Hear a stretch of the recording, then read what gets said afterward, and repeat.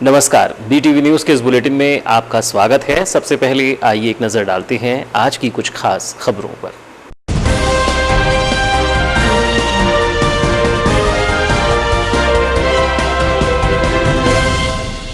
भक्तिमय माहौल में मनाई गई भगवान श्री कृष्ण जन्माष्टमी। घर घर विराजी कृष्ण कन्हैया, जय कन्हैया लाल की गूंजे जयकारे। किसी ने किया प्रतिमा विसर्जन तो किसी ने की स्थापना। 2 तिथियों में मनाया गया जन्माष्टमी पर्व। मंदिरों में नहीं हुआ सामूहिक कार्यक्रम। बाईपास और रिंग रोड के मामले में बोले भाजपा नगर अध्यक्ष, रिंग रोड सरेखा ओवरब्रिज का जल्द होगा निर्माण। सरेखा रेलवे क्रॉसिंग में बनेगा ओवरब्रिज। विधायक बिसेन के नेतृत्व में जल्द प्रारंभ होंगे कार्य। 2 और मरीज पाए गए कोरोना पॉजिटिव। जिले में 176 के पार पहुंचा संक्रमितों का आंकड़ा। ठीक होने पर 5 मरीजों को किया गया डिस्चार्ज। बूढ़ी स्थित कोविड अस्पताल में चल रहा है उपचार।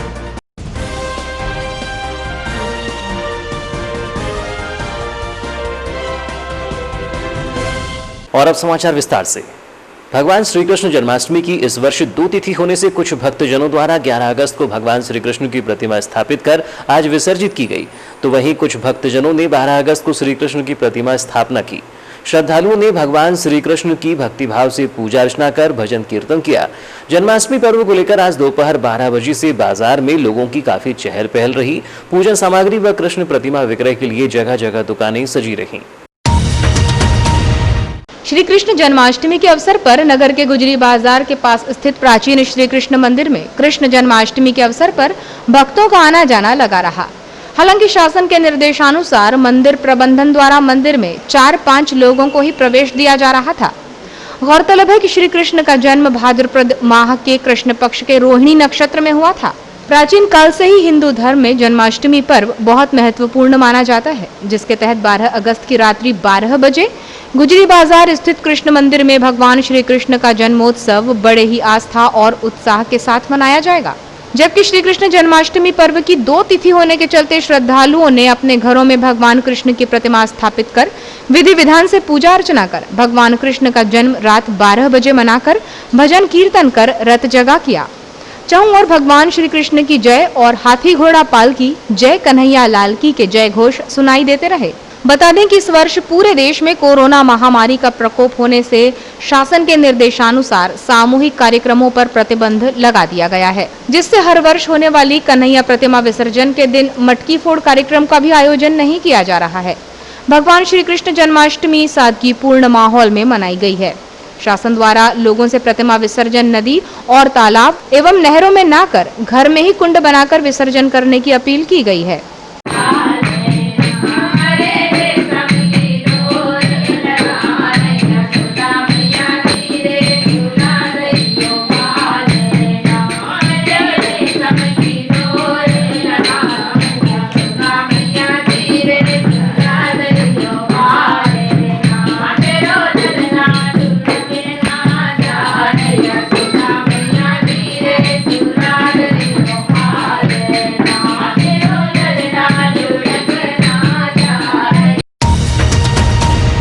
नगर भाजपा अध्यक्ष सुरजीत सिंह ठाकुर ने बालाघाट के गंभीर मसले बन चुके बाईपास मार्ग और रिंग रोड को लेकर चर्चा की।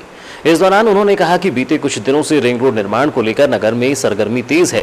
लोगों द्वारा तरह तरह की प्रतिक्रियाएं दी जा रही हैं। उन्होंने कहा कि क्षेत्रीय विधायक व पूर्व मंत्री Gaurishankar Bisen ring road, overbridge, national highway निर्माण को लेकर संवेदनशील हैं और जब उनके सामने डेंजर रोड बाईपास मार्ग का मामला आया तभी उन्होंने स्पष्ट कर दिया है कि हमारी प्राथमिकता रिंग रोड है, जिसे जल्द ही सांसद ढाल सिंह बिसेन के साथ मिलकर इन सभी प्राथमिक कार्य को अमली जामा पहनाकर कार्य प्रारंभ किया जाएगा। नगर भाजपा अध्यक्ष सुरजीत सिंह ठाकुर ने कहा कि पेड़ों को संरक्षित करते हुए डेंजर रोड को सिर्फ विकल्प के तौर पर उपयोग किया जाएगा। वहीं रिंग रोड निर्माण हमारी प्राथमिकता है, जिसको लेकर जिला प्रशासन, NHAI व MPRDC के अधिकारी व बुद्धिजीवियों के साथ बैठकर रूपरेखा तैयार की जा रही है। जल्द ही इसका प्रोजेक्ट तैयार कर सही विकल्प हमारे सामने होगा। विधायक बिसेन ने रिंग रोड को लेकर पहले दिन से ही कहा है और यहाँ सभी कार्य उनके संकल्प में है, जिसे जल्द पूर्ण करा लिया जाएगा।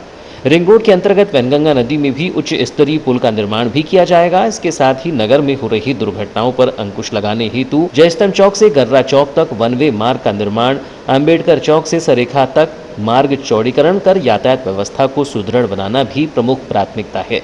साथ ही बालाघाट नगर में जल निकासी हेतु विस्तृत कार्य योजना तैयार की जा रही है। साथ ही अविकसित कॉलोनियां जहां सड़क नाली निर्माण नहीं होने के कारण जल निकासी नहीं हो पा रही है, उन कॉलोनाइजरों पर भी सख्त कार्यवाही की जाएगी। रिंग रोड बनेगा तो स्वाभाविक है कि एक उसमें वृहद उच्च स्तरीय पुलिया वैनगंगा पे बनेगा, जिसके लिए थोड़ा समय लगेगा। उच्च स्तरीय जो भी नदी पे पुल बनते हैं तो कम से कम 2 से 3 वर्ष का समय उसमें लगता है। तो उसके अंतर्गत वो एक ब्रिज का निर्माण भी उस रिंग रोड में आएगा। इन सभी कार्यों को बहुत व्यवस्थित तरीके से भावी बातों को लेकर हमारे सभी जनप्रतिनिधि, हमारे नवनियुक्त मध्य प्रदेश शासन के मंत्री भाई रामकिशोर कांवरे जी, हमारे यशस्वी सांसद डॉक्टर ढाल सिंह बिसेन जी और हमारे जिले के अध्यक्ष रमेश भटेरे जी के नेतृत्व के साथ माननीय गौरी भाऊ के नेतृत्व में मुख्यमंत्री जी के साथ ही सड़क परिवहन मंत्री नितिन गडकरी जी से मुलाकात करके इन सभी कार्यों को जल्द ही जल्द मूर्त रूप देने के लिए हमारी पार्टी, हमारे जनप्रतिनिधि चिंतित हैं और जल्द ही इसमें हल भी निकलेगा और इसके कार्य भी आगे बढ़ेंगे। सुरजीत सिंह ठाकुर ने बताया कि सरेखा रेलवे क्रॉसिंग ओवरब्रिज की मांग भी लंबे समय से की जा रही है, जिस पर जल्द कार्य प्रारंभ किया जाएगा। विधानसभा चुनाव के पूर्व इसका एक प्रारूप तैयार किया गया है, जिसके लिए लगभग 77 करोड़ की लागत अनुमानित की गई है। उक्त ओवरब्रिज की लंबाई लगभग 900 मीटर होगी। वहीं गोंदिया की ओर से आने वाला भारत माला प्रोजेक्ट के अंतर्गत नेशनल हाईवे रोड, जिसमें रजेगांव से बालाघाट मंडला घोषित हो गया है, जिसके निर्माण की प्राथमिक तैयारियां जारी हैं। वहीं बालाघाट से सिवनी मार्ग भी प्रस्तावित है, जिसका भी निर्माण किया जाएगा। अभी एक बैठक सर्किट हाउस में और जिला प्रशासन के अधिकारियों से और यहाँ के समाज सेवी संगठन, हमारे वरिष्ठ नेता, वरिष्ठ समाज सेवी और ट्रांसपोर्टर और व्यवसायियों के साथ भाऊ की हुई, जिसमें ये बात निकल के आई कि भाऊ ने कहा कि हम अभी विकल्प के तौर पर और जन सुविधा के लिए भी, जो शहर के लिए जरूरी है, अंबेडकर चौक से लेकर सरेखा कोसमी तक वन वे मार्ग और उसके दोनों छोर पर जो खाली जगह है उस मार्ग का चौड़ीकरण, जो सबवे के रूप में उपयोग हो। इसके साथ ही जयस्तंभ चौक से लेकर गर्रा तक जो भी मार्ग है, बहुत ज्यादा आवागमन उस पे होता है, तो उसे भी वन वे मार्ग करके बीच में डिवाइडर देके दोनों तरफ 7-7 मीटर रोड को चौड़ी करके उस मार्ग को भी वन वे किया जाएगा, जिससे आम लोगों को सुविधा होगी। जिले में कोरोना संक्रमण का आंकड़ा 176 के पार होने की कगार पर पहुंच गया है। 11 अगस्त को देर रात्रि प्राप्त रिपोर्ट के अनुसार 2 और मरीज कोरोना पॉजिटिव पाए गए हैं, जिन्हें बूढ़ी स्थित कोविड अस्पताल में भर्ती कराया गया है। मुख्य चिकित्सा एवं स्वास्थ्य अधिकारी डॉक्टर मनोज पांडेय से प्राप्त जानकारी के अनुसार 11 अगस्त को देर रात में प्राप्त रिपोर्ट के अनुसार 2 और मरीजों के सैंपल कोरोना पॉजिटिव पाए गए हैं। ये दोनों ही मरीज लांजी तहसील के हैं और पाल डोंगरी क्वारंटाइन सेंटर में थे। इनमें से एक मरीज ग्राम बिंझल गांव का है, जो हैदराबाद से प्राइवेट कार से आया है, और एक मरीज लांजी का है, जो वर्मा ट्रेवल्स की बस से भोपाल से बालाघाट आया है और बालाघाट से बाइक से लांजी पहुंचा था। इन दोनों मरीजों को उपचार के लिए ITI के पीछे बूढ़ी बालाघाट में बनाए गए कोविड अस्पताल में भर्ती करा दिया गया है। डॉक्टर मनोज पांडेय ने बताया कि शासन के प्रोटोकॉल के अनुसार कोरोना पॉजिटिव 5 मरीजों के ठीक हो जाने पर उन्हें 11 अगस्त को डिस्चार्ज कर दिया गया है। इस प्रकार बालाघाट जिले में अब तक कुल 176 मरीज कोरोना पॉजिटिव पाए गए हैं। इसमें से 136 मरीज ठीक होकर अपने घर जा चुके हैं और 40 मरीजों का उपचार किया जा रहा है। शहर में हुई झमाझम बारिश से नगर के वार्ड नंबर 13 समता भवन के पीछे लोगों के घरों में पानी घुस गया, जिससे वार्डवासियों की गृहस्थी का सामान पानी में खराब होने से नुकसानी का सामना करना पड़ा। रहवासियों ने नगर पालिका के कर्मचारियों पर बारिश के पूर्व पानी निकासी के लिए नाले की सफाई नहीं करने का आरोप लगाते हुए पानी निकासी की समुचित व्यवस्था करने की मांग की है। इस संबंध में वार्डवासी उषा मिश्रा ने बताया कि बारिश में तेज बारिश होने से 2-3 बार घरों में पानी भर रहा है। सोमवार को हुई झमाझम बारिश से घर में पानी भर गया, जिससे सामान खराब होने से नुकसान हुआ है। उन्होंने कहा कि नगर पालिका द्वारा पानी निकासी के लिए नाला बनाया गया है, लेकिन बारिश के पहले नाले की सफाई नहीं होने से, बारिश होने पर नाले से पानी निकासी नहीं होने से तालाब से लगकर बनी झुग्गी बस्ती के घर में पानी भरने लगा था, जिससे झुग्गी बस्ती वालों के द्वारा तालाब की पार तोड़ दी गई, जिससे हम लोगों के करीब 4-5 मकानों में पानी भर गया। उन्होंने कहा कि झुग्गी झोपड़ी को हटाया जाना चाहिए, नहीं तो पानी निकासी की समुचित व्यवस्था की जानी चाहिए। इसमें हम ये कहना चाहते हैं कि या तो वहाँ से मनोरमा से जितनी झुग्गी झोपड़ी के वहाँ के लोग हैं वहाँ से उनको हटाया जाए, तब हम लोगों को सुविधा मिलेगी, और नहीं तो हम लोग ऐसी जिंदगी भर अपना यही हर बारिश में यही रोते रहेंगे। ये पहली बार आज कल इतना पानी भरा था? हाँ, कि कल हमेशा सबसे ही ज्यादा भरता? बार भरा है, तीसरी बार हुआ है हमारे साथ में ऐसा। इधर के 4-5 घर पूरे डूबे रहते हैं पानी में। क्या वजह मानते हैं यहाँ पे, किस कारण ये मतलब क्षेत्र का निकासी नहीं है यहाँ पे, इस कारण? पानी की निकासी नहीं, नाला बना दिया गया है, लेकिन नाला में से वहाँ पानी नहीं निकल रहा था। जब पानी नहीं निकला इस कारण से उसने वहाँ से फोड़ी है, क्योंकि उसके झुग्गी झोपड़ी में पानी जा रहा था, इसके कारण से उसने फोड़ी है। यदि नाला से पानी जाता होता तो शायद हो सकता था कि ये नहीं होता, लेकिन नाला भी बंधा था। किसने, मछली वाले ने बांधा, किसने बांधा तो पता नहीं। तो इसमें बारिश में नगर पालिका वालों को ध्यान देना चाहिए कि जो बस्ती के लोग रहते हैं सब टैक्स पटाते, सब कुछ पटाते, तो आके देखना चाहिए ना भाई कि बारिश के पहले कि भाई नाला साफ है कि नहीं है। ये कुछ भी नहीं करते तो हम लोग ऐसे कब तक परेशानी झेलते रहेंगे। बालाघाट नगरीय क्षेत्र में अगस्त माह की 6 तिथियों पर पशुग्रह मांस विक्रय पर पूर्णतः प्रतिबंध रहेगा, जिसको लेकर नगरपालिका परिषद बालाघाट के मुख्य नगरपालिका अधिकारी दिनेश बागमारी ने आदेश जारी किए हैं। जारी किए गए आदेश में स्पष्ट किया गया है कि मध्य प्रदेश शासन नगरीय प्रशासन एवं विभाग मंत्रालय के द्वारा जारी किए गए पत्र के अनुसार 12 अगस्त कृष्ण जन्माष्टमी, 15 अगस्त स्वतंत्रता दिवस, 22 अगस्त गणेश चतुर्थी, 23 अगस्त पर्युषण पर्व का प्रथम दिन, 29 अगस्त डोल ग्यारस और 31 अगस्त पर्युषण पर्व के समापन और अनंत चतुर्दशी के अवसर पर बालाघाट नगरीय क्षेत्र में सार्वजनिक मार्ग एवं स्थलों पर किसी भी प्रकार की मांस निर्मित वस्तु अथवा मांस मछली का प्रदर्शन एवं विक्रय नहीं करेंगे। वहीं आदेश की अवहेलना पाए जाने पर संबंधित के विरुद्ध विशेष आज्ञा उल्लंघन करने की दंडात्मक कार्यवाही नगरीय प्रशासन के द्वारा की जाएगी। बालाघाट नगर के प्रेम प्रकाश आश्रम में सिंधी समाज के इष्ट देव भगवान झूलेलाल जी की पूजा अर्चना कर झूलेलाल चालीसा पढ़ी जा रही है। इस अवसर पर आज कन्याओं द्वारा आश्रम में रंगोली सजाई गई, जिसमें बच्चों को प्रोत्साहित करने प्रथम, द्वितीय व तृतीय स्थान प्राप्त करने वालों को पुरस्कृत भी किया गया। गौरतलब है कि हर वर्ष प्रेम प्रकाश आश्रम में सिंधी समाज के द्वारा झूलेलाल चालीसा धूमधाम से हर्षोल्लास के साथ मनाया जाता था, लेकिन इस वर्ष कोरोना महामारी के चलते घरों में ही भक्तजनों के द्वारा पूजा आरती और झूलेलाल चालीसा किया जा रहा है। इसके पूर्व आश्रम में गत शुक्रवार को झूलेलाल साईं की महाआरती का आयोजन किया गया था, जिसमें कुछ लोगों द्वारा घरों से आरती की थाल सजाकर लाई गई थी, जिन्हें प्रोत्साहित करने के लिए पुरस्कार भी दिया गया। कोरोना को देखते हुए आश्रम में ज्यादा लोगों को प्रवेश नहीं दिया जा रहा है। प्रेम प्रकाश आश्रम के सचिव गणेश माधवानी ने बताया कि अभी सिंधी समाज के इष्ट देव झूलेलाल जी का चालीसा कार्यक्रम चल रहा है। समाज के कुछ बच्चों और कन्याओं की इच्छा थी कि आश्रम में रंगोली बनाए, जिससे 5-6 लोगों को ही रंगोली बनाने की अनुमति दी गई। बच्चों द्वारा आकर्षक रंगोली बनाई गई, जिन्हें पुरस्कार भी दिया गया। क्या कार्यक्रम किया गया? आज अपना प्रेम प्रकाश आश्रम में झूलेलाल चालीसा चल रहा है। प्रतिवर्ष पहले हर वर्ष तो धूमधाम से मनाते हैं, पर इस वर्ष कोरोना महामारी के अनुसार और सरकार के निर्देशों अनुसार इस बार हम उस हिसाब से नहीं मना रहे। पर 4 से 5 लोग बच्चों की इच्छा थी और गुड़िया की सबकी इच्छा, कन्याओं की इच्छा थी कि हम कुछ यहाँ रंगोली बनाएं आश्रम में, हमें इजाज़त दी जाए। तो हम उनको 5 से 6 लोगों को सिर्फ रंगोली बनाने की इजाज़त दी गई है, और ये 5 से 6 लोग का रंगोली बनाई गई है, जिसमें फर्स्ट, सेकंड, थर्ड इनको इनाम दिया जाएगा। जिले में अवैध शराब के विरुद्ध चलाए जा रहे अभियान के अंतर्गत 11 अगस्त को अवैध शराब के विनिर्माण, परिवहन, विक्रय की रोकथाम के लिए कलेक्टर दीपक आर्य के निर्देशन और जिला आबकारी अधिकारी विनोद खटिक के मार्गदर्शन में मुखबिर से प्राप्त सूचना पर जिले की संयुक्त टीम द्वारा वृत्त बालाघाट में ग्राम जोधी टोला से लगभग 4 किलोमीटर पैदल चलकर जंगल व नाले के किनारे बने अवैध शराब के 4 स्थानों में तफ्तीश दी गई। इस कार्यवाही के दौरान एक स्थान से 5 प्लास्टिक के ड्रमों में भरा हुआ 1200 किलोग्राम महुआ लाहन बरामद किया गया। दूसरे स्थान पर नाले के किनारे बने 3 स्थानों से छुपा कर रखे गए 11 प्लास्टिक के ड्रमों में व 3 बोरियों में भरकर रखे शराब बनाने के लिए तैयार 2000 किलोग्राम महुआ लाहन बरामद किया गया है। इस प्रकार कार्यवाही में 3200 किलोग्राम महुआ लाहन, जो शराब बनाने के लिए तैयार था, बरामद किया गया है।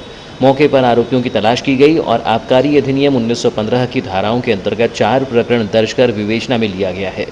मौके पर लाहन सैंपल लेकर नष्ट किया गया। कार्यवाही में जब्त लाहन व शराब की अनुमानित कीमत करीब 1,92,000 आंकी गई है। इस कार्यवाही से सहायक जिला आबकारी अधिकारी SD सूर्यवंशी, वृत्त बालाघाट प्रभारी MROE के सहायक जिला आबकारी अधिकारी प्रवीण रतन बरकड़े, आबकारी उपनिरीक्षक व्रत वारासिवनी संदीप श्रीवास, माया मरावी, संजय इवने, आबकारी उपनिरीक्षक, समस्त व्रत प्रभारी व स्टाफ उपस्थित थे।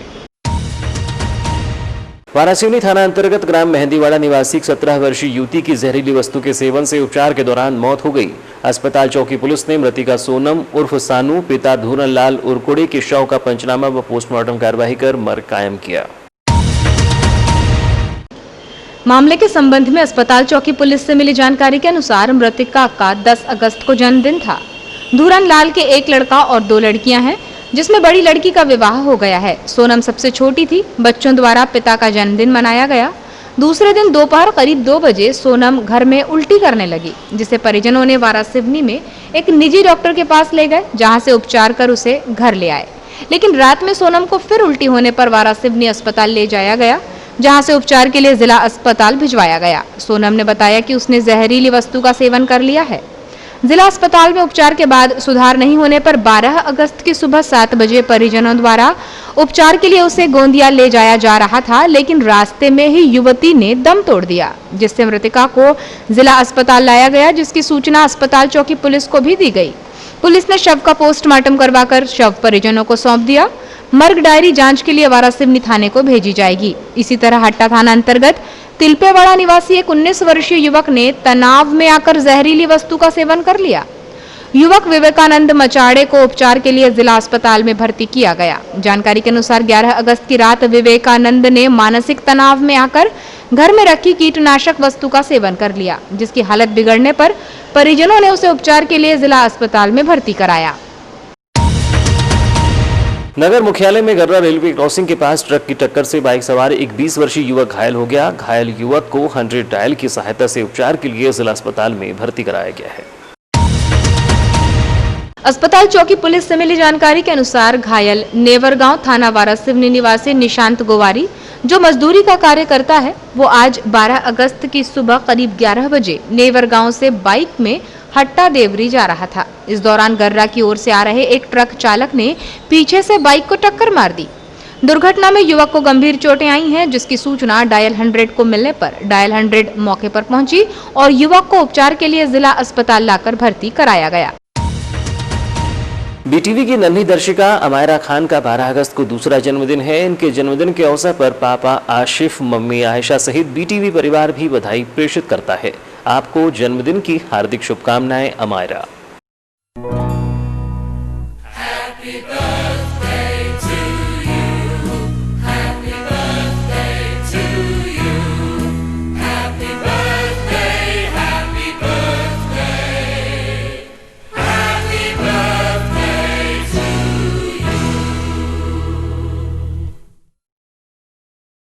इसी तरह BTV के नन्हे दर्शक अलम खान का 12 अगस्त को 5वां जन्मदिन है। इनके जन्मदिन के अवसर पर पापा समीर, मम्मी नगीश, चाचा एवं समस्त परिवार सहित BTV परिवार भी बधाई प्रेषित करता है। आपको भी जन्मदिन की हार्दिक शुभकामनाएं अलम।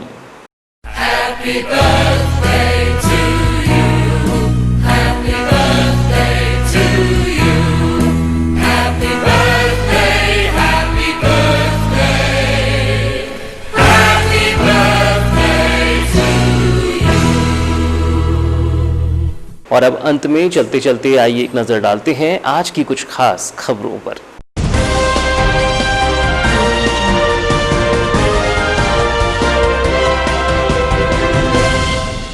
भक्तिमय माहौल में मनाई गई भगवान श्री कृष्ण जन्माष्टमी। घर घर विराजी कृष्ण कन्हैया, जय कन्हैया लाल के गूंजे जयकारे। किसी ने किया प्रतिमा विसर्जन तो किसी ने की स्थापना। 2 तिथियों में मनाया गया जन्माष्टमी पर्व। मंदिरों में नहीं हुआ सामूहिक कार्यक्रम।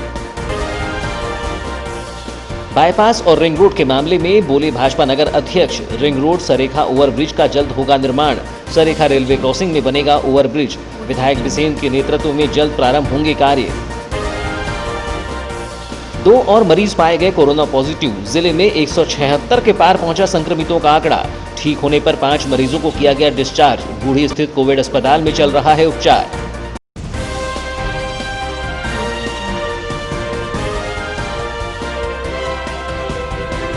तो ये थी अब तक की खबरें। नई खबरों के साथ एक बार फिर हम हाजिर होंगे, तब तक के लिए दीजिए इजाजत। नमस्कार।